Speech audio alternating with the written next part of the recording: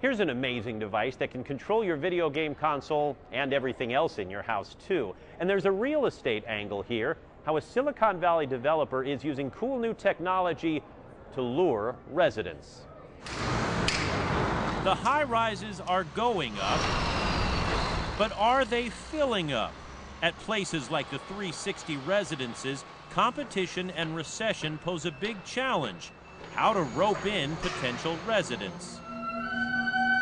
Well, it's not that much of a mystery. You give people what they want. In this case, technology. This is the M3 Pod, an option offered at 360 that lets you control just about everything in your house from a remote control. What's the temperature of the thermostat? We can change that. We can turn all the lights off in the house. Or, you know, if Susie and Tommy are out there, the little kids, and they're fighting and you can hear them screaming, you can just go ahead, you can go right to the camera and you can take a look at it. And if you're out of the house, you can control it all from your cell phone.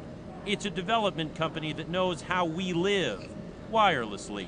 We are in the heart of Silicon Valley, and a lot of our buyers come from high-tech companies. I think close to a third of our buyers that we have under contract already are work in technology. So this is really something that speaks to them, that they think is cool.